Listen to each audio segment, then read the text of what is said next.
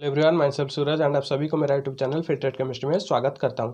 तो आज हम पढ़ेंगे integrated rate equation for zero order and fast order. तो पढ़ने से पहले मैं आपको एक चीज़ बता दूं, अगर आपने अभी तक हमारे चैनल को सब्सक्राइब नहीं किया है तो जल्दी से जाके चैनल को सब्सक्राइब करें और पास वाले बेल आइकन को दबा के ऑल नोटिफिकेशन ऑन कर लीजिए ताकि हमारे आने वाले वीडियो की नोटिफिकेशन आप तक जल्दी पहुँच जाए। तो चलिए शुरू करते हैं इंटीग्रेटेड रेट इक्वेशन। तो देखिए, जो इंटीग्रेटेड रेट इक्वेशन है ये पार्ट 6 वीडियो है। इससे पहले हमने 5 पार्ट्स किए हैं। उसमें हमने रेट लॉ क्या है, रेट क्या है, ऑर्डर क्या है, मॉलिकुलरिटी क्या है, ऑर्डर एंड मॉलिकुलरिटी के अंडर डिफरेंस क्या है, उन सारे चीज़ों को डिस्कस कर चुके हैं। अगर आपने वो वाला वीडियो नहीं देखे तो जल्दी से जाइए, डिस्क्रिप्शन में लिंक दिया है, वहां से देख लीजिए। तो चलिए शुरू करते हैं integrated rate equation for zero and fast order.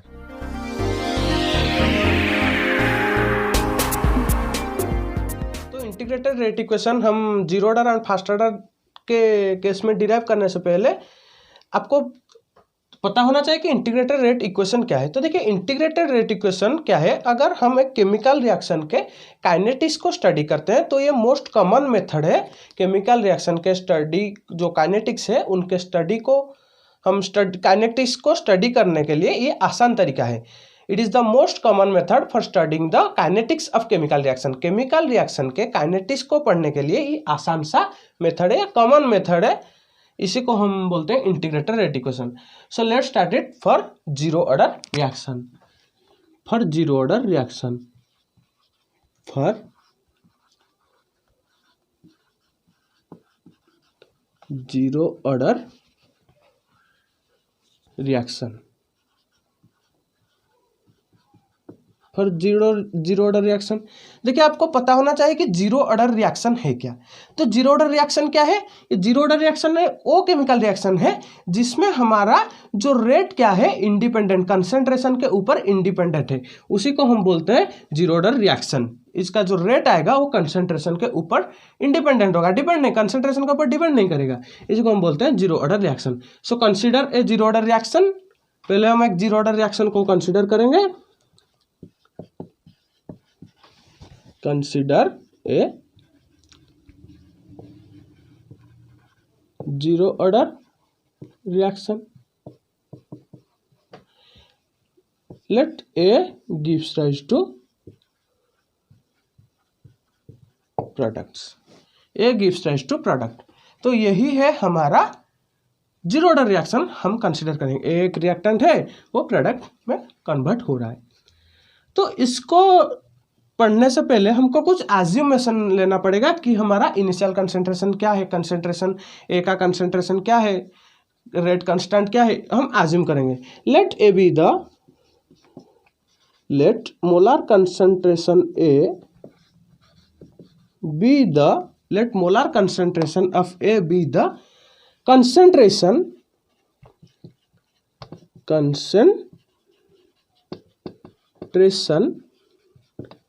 Eight time T.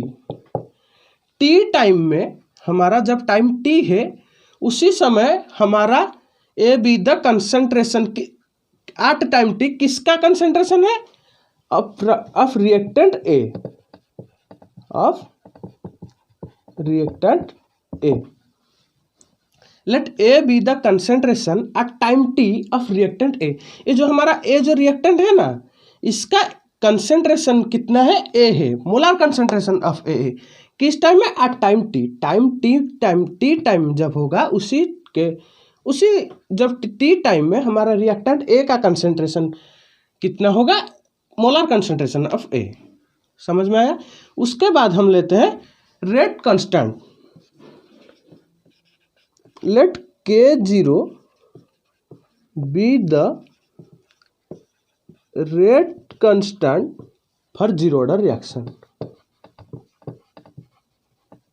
for zero order reaction। zero order reaction के लिए let K0 be the rate constant। हम K0 को rate constant लेते हैं। तो ये हो गया हमारा assumption। तो चलिए चलते हैं, हम इसके रेट को लिखते हैं। तो हमारा इसका केस में रेट क्या आएगा? रेट का इक्वेशन क्या होगा? माइनस डी ए का concentration upon d t is equal to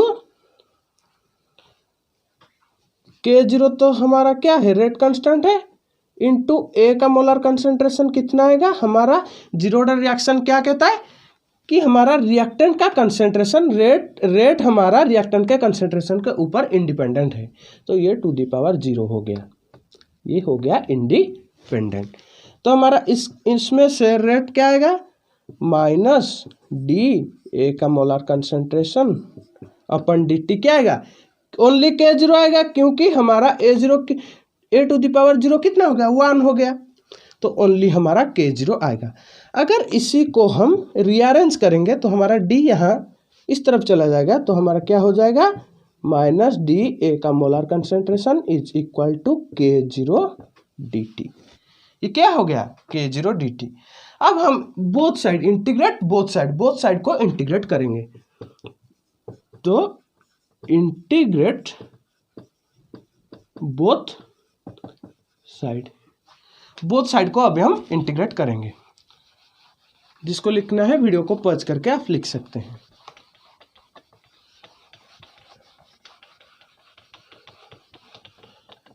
सो यहाँ पे हम डिराइव करेंगे अभी integrated rate equation for zeroth order के लिए। अभी हम क्या लिखे, इंटीग्रेट बोथ साइड। अभी हम बोथ साइड को इंटीग्रेट करेंगे,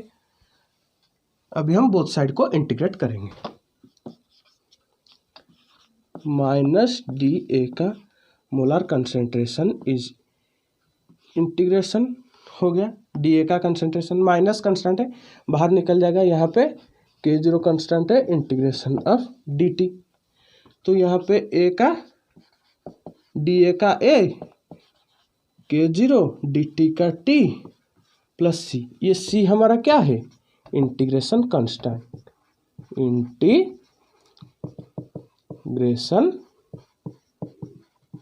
कांस्टेंट है। तो यहाँ पे ये क्या आ गया हमारा, minus A is equal to K0 T plus C, ये आ गया हमारा इंटीग्रेट होके, यही वैल्यू हमारा दे दिया। तो इसी को हम ले लेते हैं इक्वेशन 1, इसी को हम क्या ले लेते हैं, equation 1, minus A is equal to K0 T plus C. तो देखिए यहाँ से हमको सी का वैल्यू निकालना है, वो हम कैसे निकालेंगे, तो देखिए सी का वैल्यू, देखिए इनिशियल स्टेट में जब हमारा रिएक्शन स्टार्ट नहीं होता, तो इनिशियल स्टेट में लेट इट बी ए का कंसंट्रेशन कितना था, A0 था, ए का कंसंट्रेशन A0 था। उसी टाइम क्या था, टाइम 0 था। टाइम जब 0 था, ए का कंसंट्रेशन कितना था, A0 था। तो कुछ बुक्स में हमारे ये A0 को स्मॉल ए की तरह रिप्रेजेंट भी किया जाता है। तो आप स्मॉल ए लेंगे तो चलेगा, या इनिशियल कंसंट्रेशन का यही रहने दें तो भी चलेगा, कोई दिक्कत नहीं। तो इसी डाटा को अगर हम इक्वेशन 1 में पुट करेंगे, पुट दिस इन इक्वेशन 1 में अगर हम यही डाटा को पुट करेंगे तो हमारा क्या वैल्यू आएगा, माइनस ए की जगह A0, तो minus A0 is equal to K0 into time क्या है, टाइम 0 प्लस सी। तो यहाँ से हमारा सी निकल आया, minus molar concentration of A into 0 निकल आया हमारा सी का वैल्यू। तो अभी हम ये सी का वैल्यू को पुट करेंगे इक्वेशन 1 में, put value of C in equation 1 में अभी हम पुट करेंगे सी के वैल्यू को। तो देखिए मैं यहाँ पे कर लेता हूँ, सी का वैल्यू कितना है, माइनस A0। तो यहाँ पे इक्वेशन को देखिए, माइनस ए का concentration is equal to K0 into T, C कितना है, माइनस A0, सी के बदले में यहाँ पे पुट हो जाएगा माइनस A0। तो पहले हम इसको लिख लेते हैं, K0 T is equals to A0 minus A, ये A0 अगर इस तरफ आ जाएगा तो ये हो जाएगा। तो हमारा यहाँ से रेट कांस्टेंट K0 क्या आ जाएगा, A0 minus A divided by t, ये जो इक्वेशन आया k0 is equal to a0 minus a divided by t, इसी को हम बोलते हैं integrated rate equation for zero order. ये जो इक्वेशन आया इसी को हम बोलते हैं इंटीग्रेटेड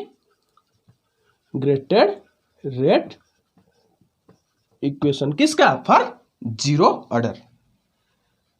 तो चलिए इसके हाफ लाइफ को निकालते हैं। हाफ लाइफ क्या है? तो चलिए इसको हाफ लाइफ पीरियड को निकालते हैं। हाफ लाइफ क्या है आगे समझेंगे।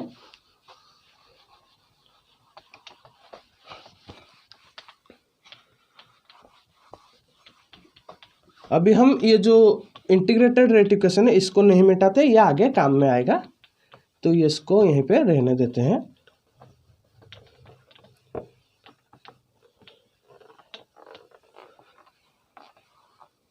तो चलिए अभी हाफ लाइफ पीरियड निकालते हैं।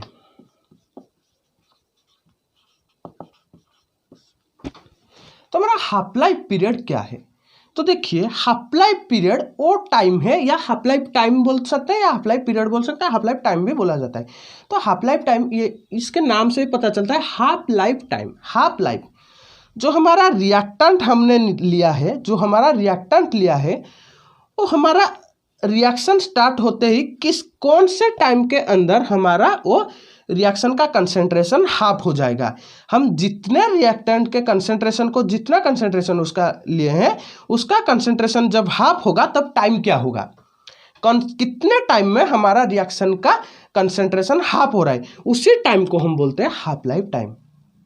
तो हाफ लाइफ टाइम के लिए हमारा ए का कंसेंट्रेशन, टाइम देखिए, टाइम हमारा क्या हो जाएगा, टी का वैल्यू कितना हो जाएगा, टी हाफ हो जाएगा, आधा टाइम हो जाएगा। तो हमारा कंसेंट्रेशन क्या होगा? देखिए हमारा कंसेंट्रेशन, ए का कंसेंट्रेशन कितना आएगा, हमारा इनिशियल कंसेंट्रेशन हमने क्या लिया था, A0 लिया था, तो हमारा इनिशियल कंसेंट्रेशन का हाफ हो जाएगा। इनिशियल कंसेंट्रेशन यानी A0/2। आई बात समझ में? तो ये दो डाटा को अभी हम इसमें पुट करेंगे। हमने इक्वेशन 1 लिया था, इसी इक्वेशन को हम ले लेते हैं इक्वेशन 2। तो put this in equation 2, put this in equation 2। Equation 2 में अगर हम इसको पुट करेंगे तो हमारा क्या आएगा, रेट कांस्टेंट k0 है जीरो ऑर्डर के लिए, यही रहेगा हमारा। A0 के लिए A0 यहाँ पे रहेगा, A के बदले में क्या पड़ेगा हमारा A0/2 whole divided by t. T कितना, टी हाफ यहाँ पे पड़ेगा, कितना पड़ेगा, टी हाफ। सो यहाँ पे अगर हम टी हाफ को इसी तरह ले लेते हैं, हमारा टी हाफ कितना हो जाएगा, यहाँ पे A0 माइनस A0/2 टोटल हो जाएगा A0/2। यहाँ पे टी हाफ यहाँ इधर चला गया, k0 को आप यहाँ लिख लीजिए नीचे। तो यही हो जाएगा हमारा हाफ लाइफ के लिए equation. T half is equal to A0 divided by 2k0। यही हो जाएगा हमारा हाफ लाइफ का इक्वेशन। ये क्या हो जाएगा हमारा हाफ लाइफ का इक्वेशन। तो चलिए इसको ग्राफ करते हैं, इसको ग्राफ करते हैं, इसका ग्राफ करते हैं। तुम्हारा ग्राफ क्या आएगा,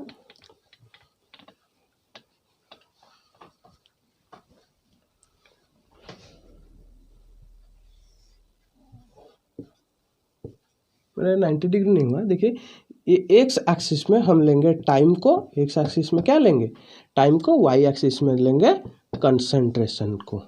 तो ये straight line passing through origin जाएगा। ये क्या जाएगा, straight line passing through origin. तो ये यहाँ पे स्लोप क्या है, टैन थीटा। स्लोप क्या है, टैन थीटा। यहाँ पे लिख लेता हूँ,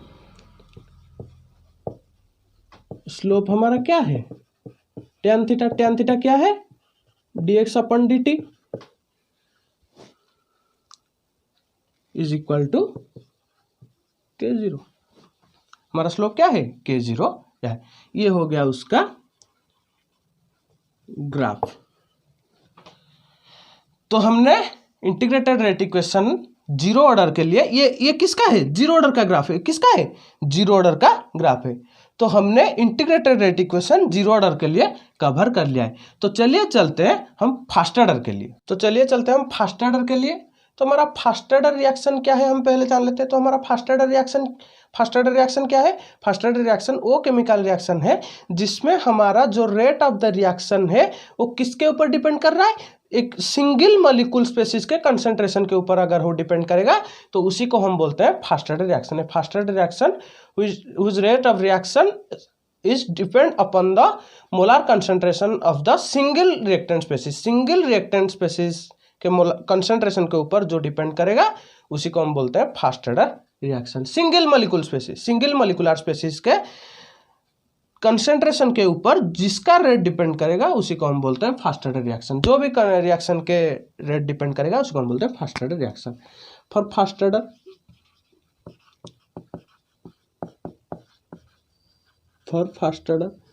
तो हम क्या लेंगे? फर्स्ट ऑर्डर रिएक्शन क्या है हमने जान लिया। हम लेंगे, let us consider a first order reaction. Consider A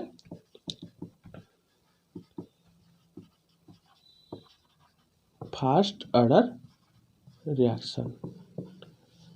reaction वही A gives rise to product, करने में आसानी होगी। इसका भी कुछ अजम्पशंस है, जैसे कि let molar concentration of A be the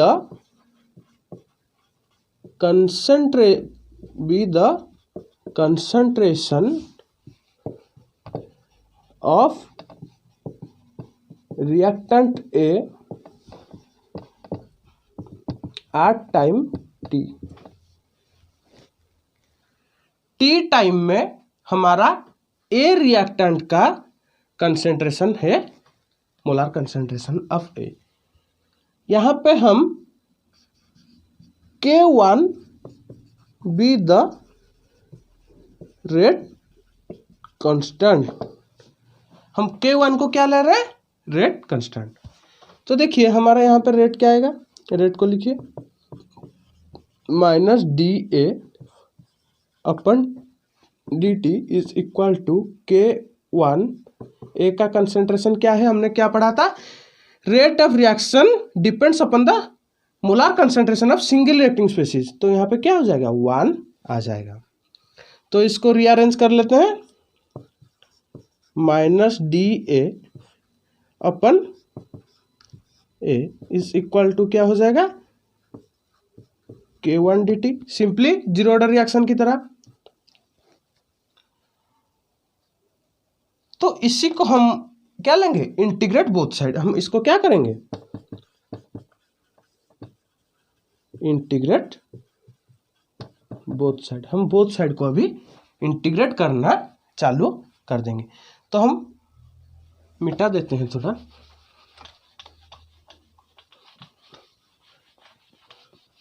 both side को इंटीग्रेट करके जैसे हमने जीरो ऑर्डर के लिए निकाला था उसी तरह सिंपली उसी तरह ही हम किसको निकालेंगे? फर्स्ट ऑर्डर के लिए निकालेंगे। तो देखिए हमारा फर्स्ट ऑर्डर क्या निकल के आता है।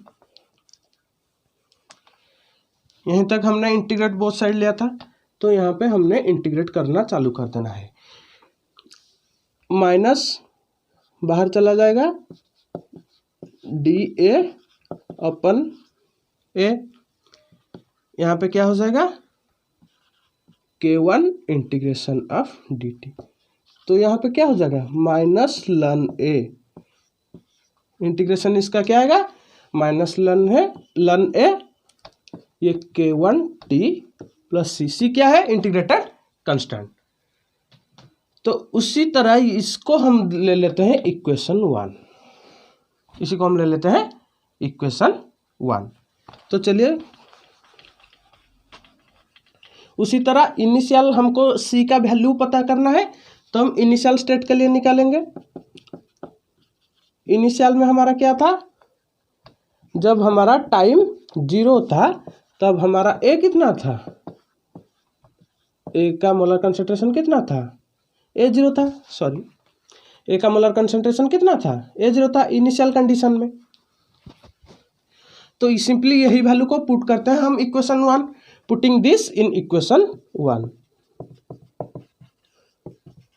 Putting this in equation 1, put करो माइनस लन a0 ए की जगह a0 is equal to k1 into t की जगह 0 प्लस सी, तो यहाँ से ये टर्म 0 हो जाएगा, सी कितना आ जाएगा माइनस लन a0। अभी putting value of C in equation 1, putting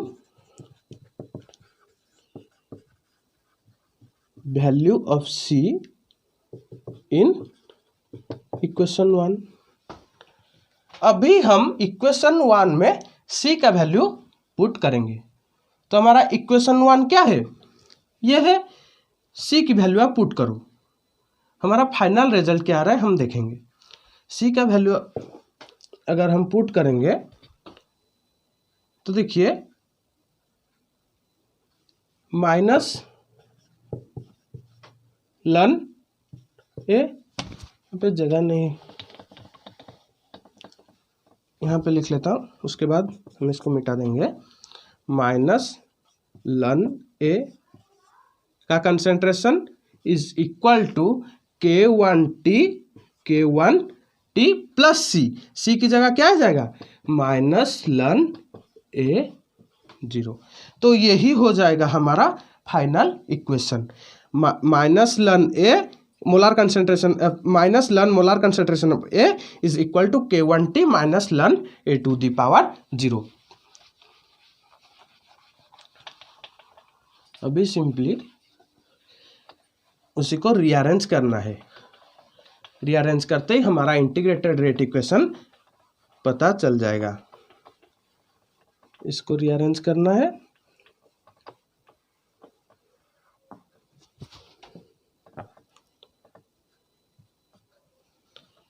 तो देखिए लन ए, हम लन एक जगह ले आते हैं और K1T को एक तरफ रख लेते हैं, K1T हमारा इस तरफ रह गया।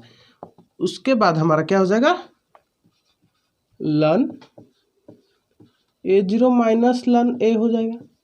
ध्यान से देखिए क्या हो जाएगा लन A0 माइनस लन ए, ये अगर इस तरफ हो जाएगा तो प्लस हो जाएगा, ये हो गया हमारा।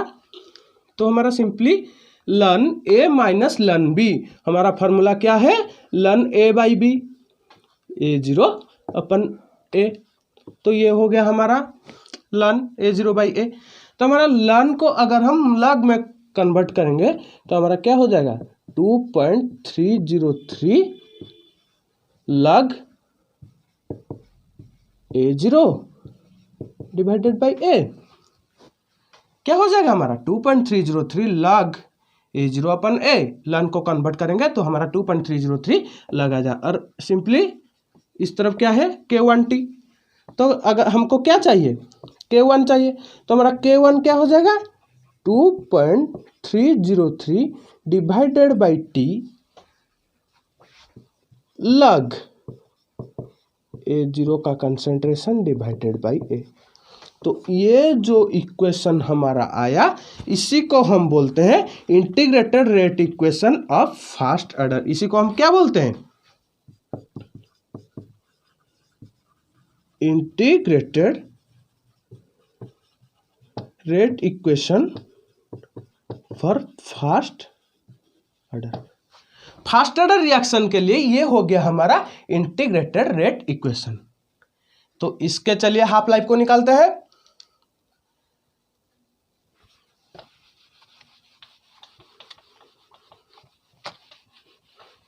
इसको इसी के हाफ लाइफ को हम निकालते हैं।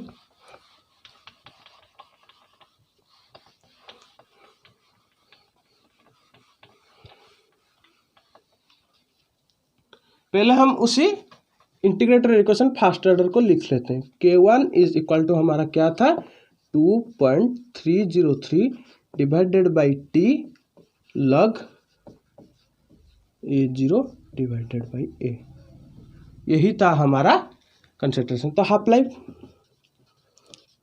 क्या है जब हमारा रिएक्टेंट का कंसंट्रेशन हाफ हो जाएगा, इसी टाइम हमारा क्या है टाइम क्या है, तो हमारा टी कितना हो जाएगा टी हाफ हो जाएगा। टी हाफ के टाइम टी हाफ हो जाएगा, हमारा जो हमारा रिएक्टेंट का कंसंट्रेशन क्या हो जाएगा, इनिशियल कंसंट्रेशन डिवाइडेड बाई 2। यही डाटा को अगर हम इसमें पुट करेंगे, इसको आप इक्वेशन 2 दे दीजिए, यही इक्वेशन 2 में अगर हम पुट करेंगे तो हमारा क्या हाफ लाइफ क्या निकल के आएगा, K1 is equal to 2.303 divided by T half is equal to sorry into यहाँ पे इंटू होगा, इंटू लॉग A0 के अंदर क्या रहेगा, A0 रहेगा डिवाइडेड बाई A की जगह क्या आ जाएगा, A0/2, 0/2। तो यहाँ पे A0 कैंसिल हो गया, लग 2 हमारा ऊपर चला जाएगा, तो हमारा क्या K1 क्या हो जाएगा, 2.303 डिवाइडेड बाई T हाफ, हमारा K1 क्या हो जाएगा, इंटू लग 2। तो यहाँ से हम क्या कर लेंगे, T हाफ को इधर ले आते हैं, 2.303 divided by K1 into log 2 का वैल्यू कितना है, 0.3010। तो अगर हम इसमें इंटू कर देंगे तो हमारा T हाफ क्या आ जाएगा, 0.693 अपन K1। तो ये हो गया हमारा T हाफ फास्ट ऑर्डर के लिए, half life period fast order के लिए ये हो गया क्वेश्चन। देखिए यहाँ पे कंसेंट्रेशन का टर्म नहीं है, तो इसमें से हम क्या पता चला, तो हमारा जो हाफ लाइफ पीरियड है फास्ट ऑर्डर के लिए कंसेंट्रेशन के ऊपर डिपेंड नहीं करता। हमारा जो फास्ट ऑर्डर रिएक्शन है वो क्या, हाफ लाइफ पीरियड हमारा किसके अंदर डिपेंड नहीं करता, ये जो हाफ लाइफ पीरियड है कंसंट्रेशन के ऊपर ये डिपेंड नहीं करता। तो चलिए इसके ग्राफ करते हैं। अब हम इसके ग्राफ को कर लेते हैं। देखिए पहले हम रेट इक्वेशन लिख लेते हैं, हमारा क्या था फर्स्ट ऑर्डर के लिए, K1 is equal to 2.303 divided by T into log A0/A। हम इसको थोड़ा रीअरेंज करेंगे। देखिए हमारा क्या हो जाएगा, K1T डिवाइडेड बाई 2.303 हमारा क्या हो जाएगा, ये टर्म टोटली इस तरफ आ गया। फिर जो ये वाला टर्म है लग A/B, तो हमारा लग A/B कितना है, लग A माइनस लग B formula.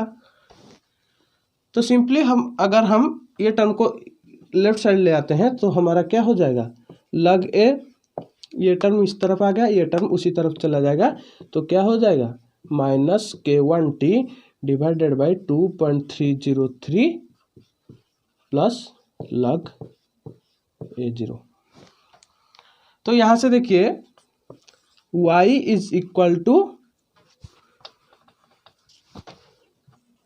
mx plus c।